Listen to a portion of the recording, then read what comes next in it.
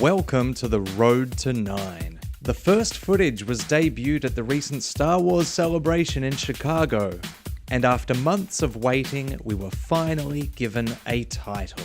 Star Wars: The Rise of Skywalker. In the first episode of this series leading right up to its release in December, we are joined by our friend and podcast host, Star Wars Spelt Out's Josh Chapman. Josh was lucky enough to be in the stadium when the teaser trailer was released to the world. In this episode, we will talk through our reaction to seeing the teaser for the first time, as well as speculate on what we think the things that we've seen could mean.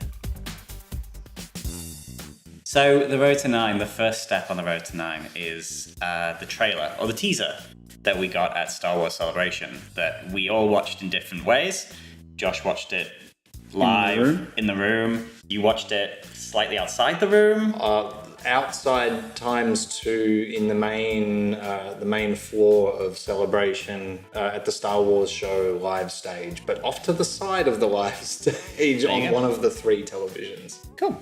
I watched it in a bathroom in a Sydney hotel at 2 a.m. on a business trip. As seen on the Instagram story. It was like, and then you was found hanging in his bathroom. Just like, the trailer was at 3 o'clock, pronounced dead. Yeah. I've lived now. We got in about an hour early, and they had like the hype man, and they were doing, and then Warwick Davis came out and did a bit of crowd work as well, and they had this dude like, I say Star, you say Wars, and all this kind of stuff. And like, I think Saunders from Steel Wars goes on, it's like, dude, we're already sufficiently hyped. We don't need to be, we don't need the hype train. We don't need to throw a few more logs in the hype train. Yeah. The hype train's pretty... You're not going to be like J.J. Abrams comes down, you're all just like, not feeling this. Yeah. Golf clapping. Yeah. Like the DJ. If only I'd been hyped up. Well, the guy I think I saw more than anybody was is it DJ Dave, or there's a DJ Aussie Dave. Yeah. Who sort of, I think I put a tweet up on the last day of Lerms McKenzie from Futurama, the slug who is party so much he can't take it anymore. He takes the Sonny's eyes, or I'm like, that's DJ Dave at the end of Celebration. He's like, I can't party on anymore. I can't go on, man. So yeah, I was in the room for the trailer. We were sort of to the side. Yep. But we had a great view because we were actually on the side near the stage though, so we had a really great view of everybody as they came out. Brilliant. And we said Colbert, and we actually saw Ian McDiarmid come out a lot before other people because we could look right down the thing. So we saw the thing and the lights went down, and then we saw somebody sort of coming up the thing. And I think that what we've got audio on my podcast where I think maybe I'm like, holy F, it's Ian McDiarmid. And then he kind of does it and soaks it up. And we actually saw him come out earlier from the... and it's weird because then they roll it and then they roll it again. And then the lights come up and they're like, okay, that's it. Like you kind of want them to come out and go, JJ to go, oh yeah, we did this and this. But I think they go like, no further questions. It's that's it. Yeah, because you'd sort of think like, do it, show the trailer, show it again, and then just like bask in it. Yeah. Well, I guess they're just like, no, that's it. This is your first taste. Your first taste is free. The good thing that they did do was, you were talking about the Star Wars show stage, which was in sort of the exhibition hall. So they would sort of run that during the day, and then they would bring out, so JJ came out and John Boyega. So that they did actually sort of do the follow-up there. Yeah. So it was actually quite good for people who didn't get into the panels, could actually get up pretty close and personal. In some cases, like, you get right there. There. We were sort of wandering past, and when John Boyega came up, we were staying behind his head, but he kept turning around and on screen, so we were all quite close. Keen to be in the room. It was weird though, because it was really exciting. I was saying like we're all suitably hyped and stuff, and it was. And then you're watching the panel, but you kind of fall into this thing where you're like, all right, I'm just watching people talk, or we're cheering and things. So you get back in your seat and you're just sort of taking it in. But then when they were like trailer, it was just like the whole electricity. It's got the electricity in the room. The whole thing just went. People went, oh, whoa, okay. Everybody got up out of their seats and was standing, because I wasn't quite sure. I'm like, people stand the whole time? I was like, no. Well, we were standing. Well, that's the thing. You guys were standing more than we were. I was sitting. We were sitting. You were laying in a bathtub. I was sitting on the floor. We didn't have a bath. Yeah, and once that trailer sort of the lights went down, like everybody was on their feet. Yeah, and they were ready to take it in, and sort of went mental for a bit, and then the lights go up and they're like, okay, next panel's in an hour, you can hang around. Whatever the next panel was, I don't even remember what it was after that. So, I mean, I guess the obvious question is, what did you think of the teaser? Either of you? Anyone? Josh? I thought it was great. I mean, I guess I associate the trailer with the memories of being in the room a little bit as well. It did everything it needed to do. It sort of established, kicked off with Rey. It was actually it's quite a slow burn start, obviously, with the breathing. Yeah. And you kind of go, all right, where's this going? I think it's the first minute and a half. It was all that one scene. It's like a minute 27 or a minute. Yeah. And it's only, 2.5 minutes long. So he's kind of gone, well, I only need to show 20 other things at the end. Not even that, whatever it is, 12 shots. Like, clip. Yeah, and then you've got this one little extended as bit. well, and and that sort of tells you so much about Rey, that, she's sort of calm, composed, confident. She's ready. She's clearly focused on something that she has to do. So whether the focus is, we don't know the context of what that TIE fighter is. Is it trying to mow her down? Is it trying to help her out? Is it trying to teach her something? Yeah, we don't know any of those sort of things though. But I think she's a lot more experienced than the person that we left before, which is exciting. So. Yeah. But again, you have that shot of her where. She's crying with Leia. Yeah. So she's actually showing more emotion than Luke really shows until the very end of Jedi. Like Luke's quite. He's very one note in a lot. He's very one note, a bit more emotionally. Emotionally one note. Even like to Leia, and he's like, "Oh, go find Vader. You're the strong one. I'm just going to." Very single-minded. Yeah. It doesn't. He sort of shows emotion at the end. Looks like Rey is just a bit more emotionally open, I guess. I don't know. Well, less stilted as a Jedi, because like the whole Jedi thing is supposed to be, isn't it, just like zen and calm and emotional. Well, not necessarily emotionless, but stoic. There's stoicism. Yeah, there's stoicism in the way that they are kind of taught. I mean, Yoda's whole very brief training of Luke kind of pushes that. Yeah, like it pushes that. But he's not a stoic guy though. No. So whether he's just at the top and he's like, well, I can do what I want because I'm at the top, or whether he's just going, well, I'm actually trying to bring some levity to the situation. You guys take this way too seriously. He needs to watch out. So that was really cool to show that, and that just tells you so much about her abilities. Obviously, the flip, and just the slow mo. So I'm curious that whether in the thing she just and goes, and that's because that would be quite good because we're all sitting there going, I've seen this shot. I see how this plays out. It's like, actually, you don't know nothing because she's going to move quicker than you think she is. And whatever she does, it's going to happen so fast. You'll be like, oh, okay. Yeah. I'm just trying to think of the other stuff in the trailer. Obviously, Lando was cool. That was a big emotional moment. I don't know what it was like in the stadium, but there was a cheer. I mean, everybody knew, obviously, Billy D had come out. Yeah. But he looked Lando. The thing that threw me with Lando in that was just that he was just in a modern shot Millennium Falcon, if you know what I mean, like the way it was shot with the lighting and everything. It was just so different to how it looks, how we're used to seeing him. Watching him in Return of the Jedi. Just Return of the Jedi, where it's just like plop camera there. Even in Empire, it's sort of front on, where this is, it's got the sort of the lighting and the modern sort of color grading and all that kind of figure. And just even the way that the shot behind kind of pivots, and you're like, oh wow, it's a. Well, even having the camera behind and then because if you watch like the end of Return of the Jedi, you get the feeling that like his whole that was one day, he's just sitting there going. He just dum. That thing's operational. That's it. Brilliant, easy.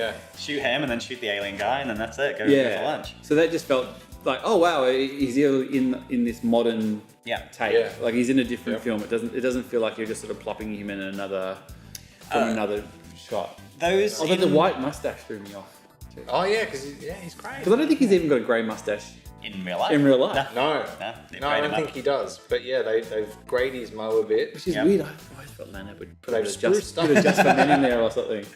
Well, you'd think there's space just for men. Do you think the story will go to like where story's established, we go to a place, we do a thing, and then Lando is at that place? Or we got to call Lando? Or do you think it's a start off where it's just like, oh no, Lando is just here. Like, he's just been involved in the last year or two because we need people to come and help out. Like, would you rather be like, they just pull into the thing and they turn around and Leia and Lando are just sitting at a table like, yeah, of course Lando's here. Like, we're down experience. Or do you want to be like, pull into a thing, they said they'd help us out, you open the door and there's Lando's like, well, I don't know, I see this piece of junk again. And Part of me thinks that JJ won't.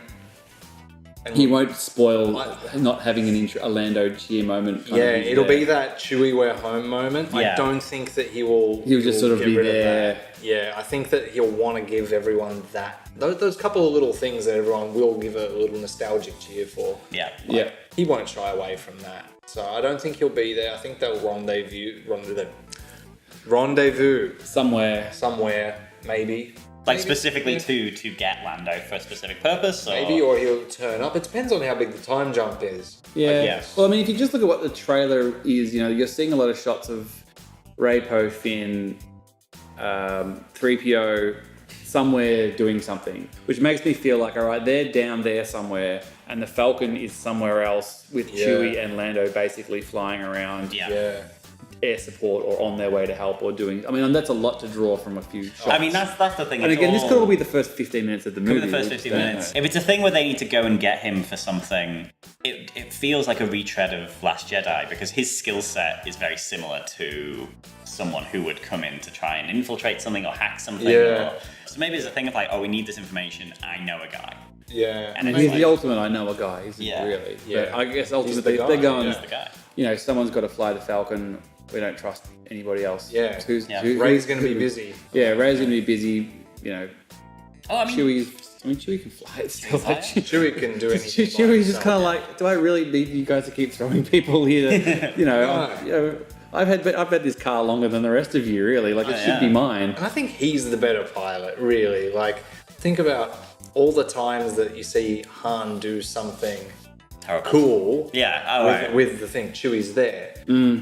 You don't really see Han fly it by himself and do anything cool. Yeah. But you do see Chewie in The Last Jedi flying all by himself. Totally, like he's going sideways. Through the planet. He's taking people away. I think Chewie's the better pilot. I think he's the unsung hero of the whole Falcon thing. Or maybe that Lando thing is like the last scene of the film, and it's like they've given up the Falcon. You got to give it back to its original owner, and they just kind of flies it away, and he just flies in. That's the final spoilers. Yeah. Hopefully not. Yeah, I hope not. That's it. Lando is in it for 3 seconds at the end.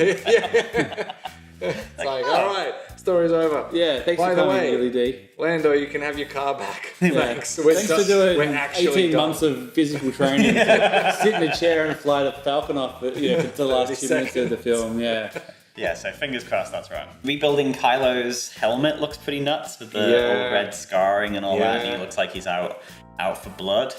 I'm very intrigued to see if what's going to be done with this Knights of Ren thing. Are they going to be part of it? Are we going to know where they came from? If they're going to be, is it going to be one of those throwaway lines? I've never really gotten all excited about the Knights. Some people love it, but I'm a bit like, maybe it's just because I've only gauged on what they've actually done in the films. I think it was kind of like, they'll be back and they'll do this. And all right, well, cool, I guess, but I feel like we've got enough solid bad guys. We don't really need to be throwing. If they're there to help out, great. If he's got his posse and stuff, I guess that's cool. But Kylo's an interesting one. We don't really know where he is. Is he still running the show? Is he? Yeah. There was no Hux in the trailer.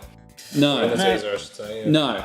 So is he kind of running things? Is he just got other fish to fry? Does he not even care? MacGuffin. What is the MacGuffin? How does this relate to Palpatine and the Death Star? And kind of who's pulling the strings here? And Death Star, Palpatine. Is he going to be physical presence? Is he going to be a ghost? I think he's going to be a ghost or something. Like he's dead.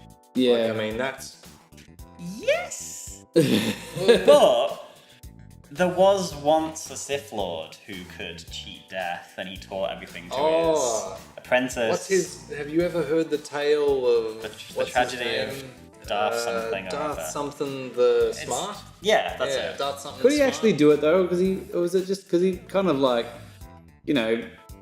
Padme kicked the bucket, and then it's like, well, let's fix it. Let's use this thing, and he's a bit like, we'll have to work on that. And I know as a way of keeping Vader in check, I suppose. But but it's incredibly vague as well, isn't it? Because it doesn't explain how he can cheat death. No. It might be a ghost. You might only be need putting people his brain in to think. something. You only need people to think that for them to sort of act. Like Rey's is like, all right, well, if this is a possibility, I've got to deal with it. Yeah. But even in Kylo's case, it's like, well, if someone I did a lot to get to the top. I don't need somebody up here, this Palpatine who I know a bit about.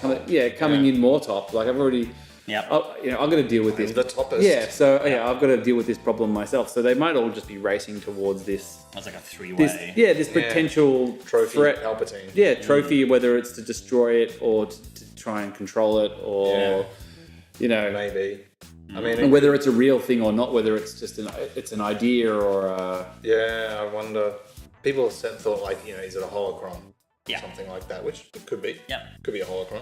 I mean, it's They've the never interesting... done holocrons in the movies, though, have No, they? it was mostly in like Rebels and things. Yeah, how do you do it? Because it's we're people who discuss it and speculate it and break it down, think about it all the time. But if you're just like Joe, I go to Star Wars once a year. Joe, I like audience member. You can't, because people go, people start talking about stuff like the Mortis thing and Plagueis and all the really deep sort of like. No one wants to see people that. just want to sit in it. My partner, she happily go to a Star Wars. Yeah. She's not going to have to sit there and go like, what's a what and why does just. Is he there or is he there? Is it an idea or is it just is it a if it's a ghost, or I guess I can get my head around that, or if it's a we've seen recording ghosts or before, like it's not I can sort of ring that thing, or so it could just be an idea or a potential of something, or I don't know whether we'll see like a physical manifestation or whether it's a possession. I don't know. Like it seems like it's getting a little bit too, like JJ's quite conscious of. And the movies, they're very conscious of just like, we've got to be able to run this thing through so people just get it. Like, audience members get it. Like, you've got to, people forget, even stuff like Jedi powers and things like that. We've got to keep this stuff in a contained thing where it's in line with what happened before to a point. You're not going to have people pulling Star Destroyers out of the sky and all this crazy hardcore stuff that, some people like, but you're just going to go over people's heads. Because when you have people saying like, I heard a rumor that like Ahsoka and all them are going to be in this, I'm like, no, because no one knows who they no one knows unless who they you've watched all that stuff. And we have. Yeah, like and you could go, all right, maybe you you could have a thing where there's a picture of on a wall somewhere that someone walks past, and people go, well, that's about what you're going to get, because it'll be great for the people who get it. Yeah. And then other people won't know. So yeah, Palpatine's a dangerous thing to, because for most people, for 75% of people who'll see this movie, they'll go, oh, that's the guy from Return of the Jedi. Oh yeah, he died, didn't he? Yeah. What's that all about? They've said that they're going to bring elements in. And there's been talk about bringing elements from the prequels in and all that, and like that could be a nice little tie-in of, like you said, it's like, have you ever heard the tale of Darth Plagueis Lies? He can cheat death. I know how to do it. Well, what if we find out, well, fuck, he actually does know how to do it. Yeah. But whatever it is has tied him to the Death Star, whatever it is, or something. Yeah, they could just say that basically it's not like pushing the dark side is living in this thing, whether it's the Death Star. There's this huge big dark side thing that's basically getting stronger and stronger, and Rey, you've got to go deal with this because you're the only one who can do it. Yeah. And Kylo's like, well, I want to get there first because I either want the power or it's muscling in on my turf. And then it's Smokey and the Bandit the whole way there. Yeah, and then they're basically racing to this thing. So I mean, I don't know how that ties in with stuff like the First Order or where we're at with that. Who's running what? Are they in control? I mean, that hasn't really come up. I think it's going to be more of a battle between the dark and the light side of the Force, and less about the actual control of the galaxy. Yeah. But who knows? I mean, it could just be that could be part of it as well. I mean, it could be Return of the Jedi. There's 4 things. This battle's going on over here. Rey and Kylo are down here fighting. Poe and Finn are guarding the door or doing something else, and it's whether it's a Battle of Endor kind of thing. But we've got to the end of the teaser. You've finished watching it. What were you feeling at the end of that? Probably shock and just sort of like, just a sense of. I mean, you get kind of caught up in the like, oh, you kind of yelling all that kind of stuff, and then I think the biggest, like, we kind of had the the Emperor laugh thing, and people were like, oh, but then when the Rise of Skywalker, that was the moment that people went particularly mental in the room, because obviously we didn't have the title until then, and then I think obviously Skywalker being in there. And being a thing that nobody had picked. I mean, I know there was somebody on Twitter who picked it in 2012. Who sort of, but it wasn't based on any. That was based on them stringing a bunch of Star Wars words together and coming up with something that sounded cool. It wasn't sort of going based on where we are now. This is what I've come up with. And I sort of had a theory that Skywalker, they might have tried to put Skywalker in a while ago, but I couldn't really find a way that it made sense or fit. And this, I guess, will when we see the film. But it's a very smart to hold it. And I can see why they held it now. Because it worked perfectly for that moment. I feel like if it had just come in a press release, it'd be like, the what? The what? Okay, I guess. But it was the fact that it rolled onto that, and then you got those big hits, and you got the Emperor, and you got the title, and it was like bang, you sold the whole thing in one. If you'd found out about the Emperor earlier, and if you found out about the title earlier, you'd probably be doing a bit of head scratching and going, this just feels like a bit sort of, I don't know, fan fiction-y, I suppose. But the fact you've got it with a tangible thing of footage that is real, and I'm seeing it, and then I'm getting this, and it's happening, and it's all one thing, and you go like, all right, well, I'm just in everything. I'm in. So I'm going to accept it. I'm going to run with all of it in one go. So smart move, JJ. Well done. That is the thing, isn't it? After like Avengers and Endgame, and like I noticed like last week with the new Bond film. They were announcing all the cast and all that, but then they were like, it's still called Bond 25 until a later date. I think they're going to do the same thing. I think that is becoming like a big thing for franchises of like, so much stuff gets out, but we're going to hold this one thing close, like, and then release it, because people do go wild for it. As annoyed as they get, like I've seen people getting really annoyed by this idea of like, just tell us the title. Well, it's build up, isn't it? It's build up. Well, I don't think they will. I think this has set a precedence now where that's like, well, no, you know, if we hold it, it's like there's a reason we held it. And there'll be times where, whatever it is, whether it's the Rian Johnson trilogy or whatever else, and they hold the title and it comes out and I was like, that's dumb. What do we wait for it for? It's like, well, but they didn't do it last time and it was really successful. I mean, the Rian Johnson thing's a completely another discussion about how you sell something that's brand new. But in the case of this, it made sense to wait, to hit it all, to put a nice little bow on it.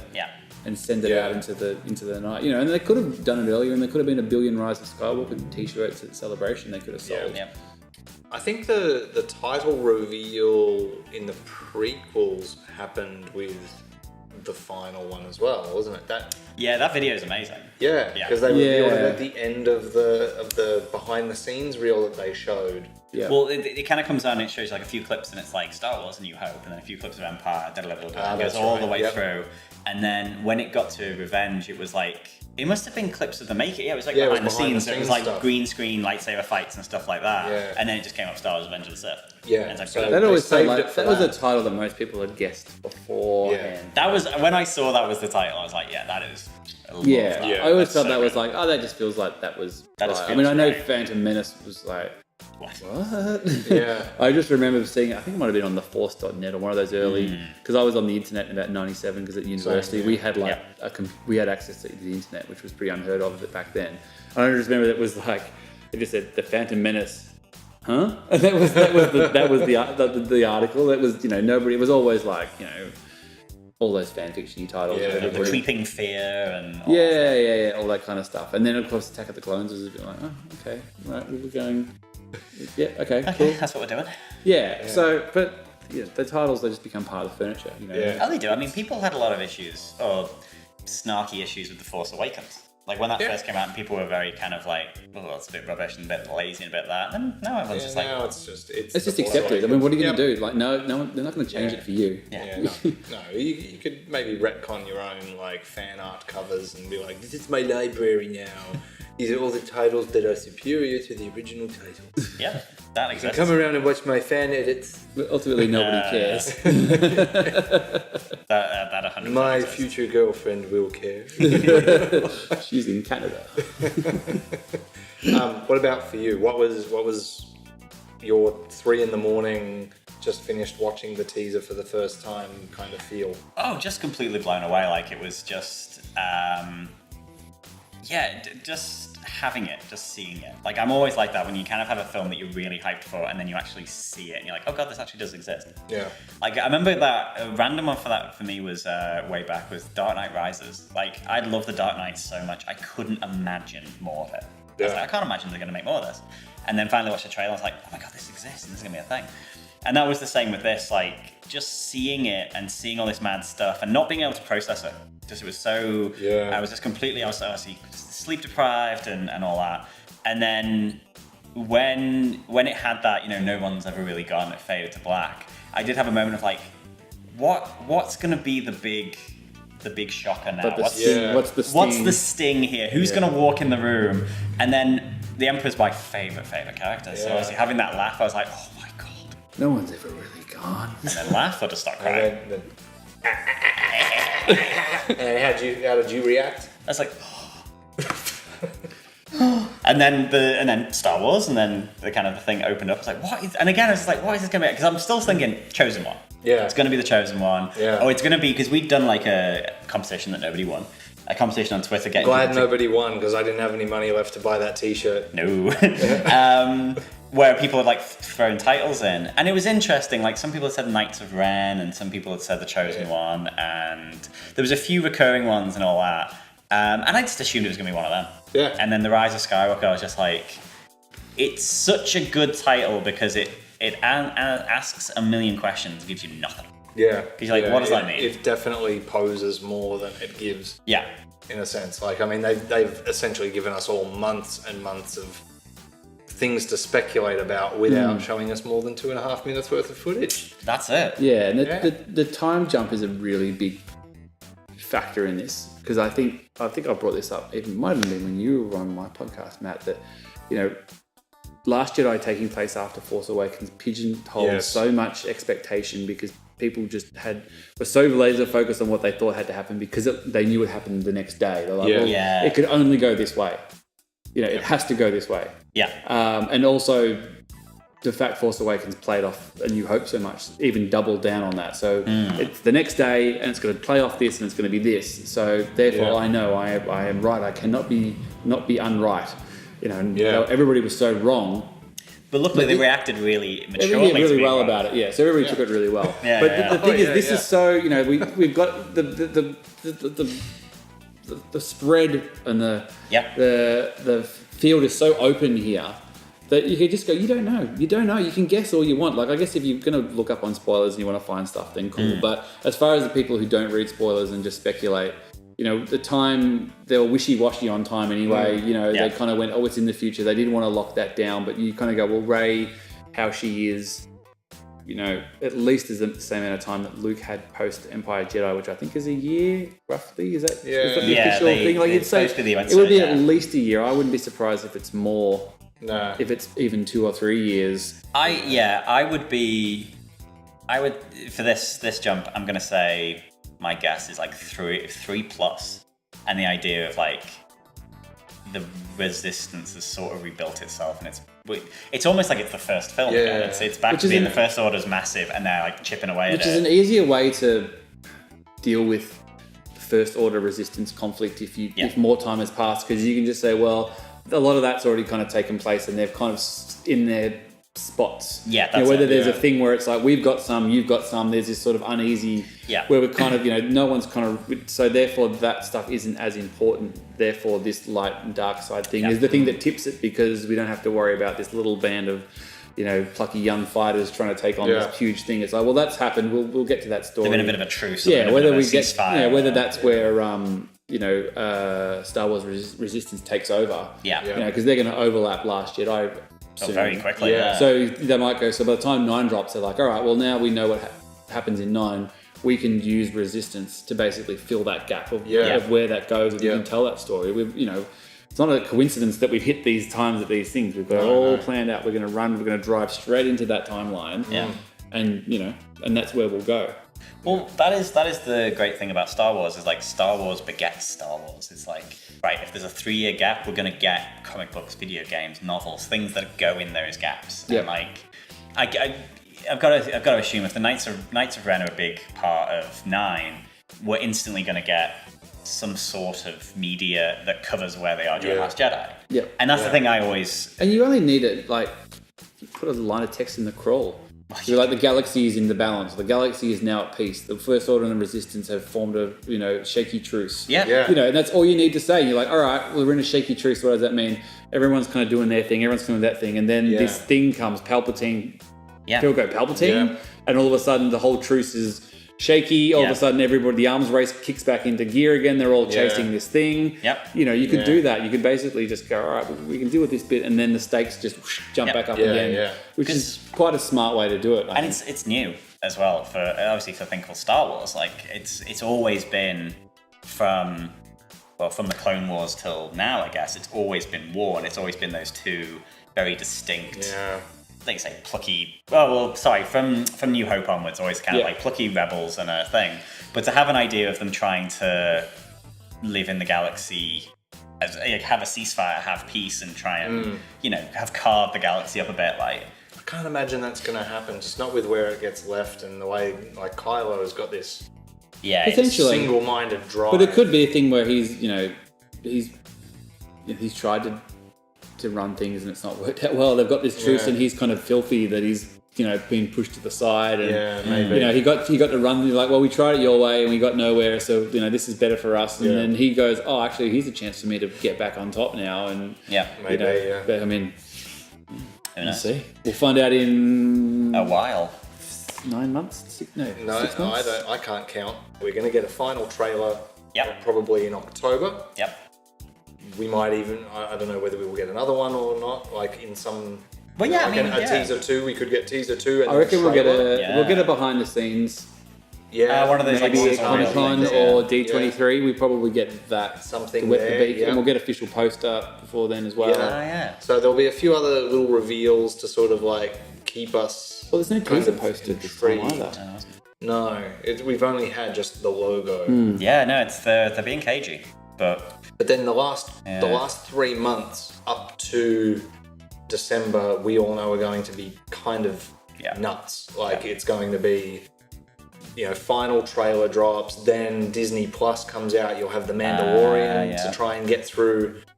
Before it finishes, maybe. You'll have Jedi Fallen Order to if you're a gamer, to try and hype you up. Resistance comes back. Resistance comes back. You're gonna have. I think we're all gonna have this 3 month where none of us are going to do anything but Star Wars. I think everyone around us is probably going to. Oh my god! The few people that we know that aren't Star Wars fans, or the people that are just okay about it, are going to probably be very annoyed with all of us. Yeah. I think in the lead up to that, I think we're going to have fairly similar schedules in a sense, like we're going to be doing these episodes every 2 weeks, and we'll be going through the watch order in the next one, and then every episode, and we'll start watching. Yeah, so we're going to be going chronological in the lead up to it and talking about it. Do you have anything more special than that you're going to be doing specifically to prepare, or? No, I think no. I'm just going to play it by ear and see what happens. Yeah. See what comes out. Like, I'm already reading all the comic books. I've got to catch up on all the books and all that, and just kind of Yeah. Josh? No, I just have to fit it around my family. So I'll just do what I can when I can, basically. So I'll get Fallen Order. I think Disney Plus content is going to be on Stan in Australia. That's not 100% confirmed, but it looks like it is, because all the Disney stuff is currently on Stan. Well, I've wondered about that, whether That'd it's be pretty good. whether It looks it's like a short-term deal, or it'll just depend when the new stuff drops. But it's pointing towards in the short term it'll be on Stan, but we'll just have to see. Cool. So I will consume all of that as normal. I'll watch all. I'll get into my groove. But it'll be end of the year. I'll just have to where I can negotiate my time and get through there. But I'll be tuning in all of these and watching them. I'm only on this one, so I might come back, unless you guys get desperate and someone cancels, and then I get a call. We'll bring you back. Come back. We need you. Yeah, but I'll be watching and taking in as much content as possible. That's cool. Without being spoiled, hopefully. Yeah, no, we are. Yeah, we're no spoilers. Oh, no, it'd be just in general, yeah. Just in the world. We will spoil you with our content at the very least. Oh yes, that is spoiling me. Yeah. So I'm feeling spoiled, and I'm happy to be spoiled with that. Yeah. Cool. Thanks for watching, everyone. And Josh, thanks for coming on. How can people? You can listen to my podcast, Star Wars Spelt Out, at starwarsspeltout.com. I think everything's on there, really. You can buy the t-shirts and stuff. You can't buy the beanies. Sorry, they were a Celebration exclusive from me. Those they beanies no longer exist. I'm not going to manufacture more. I think that's it. Cool. I like that with the bags that we did for Celebration. Yeah. They weren't cheap. No, they weren't cheap. Andy, I know you put your laundry in yours. I'm dirty on you for that. And that's a pun. So just catch us on there. We've got podcasts usually every week as much as we can. Fantastic. All right. That's us. Okay. Awkward goodbyes. Bye. Bye.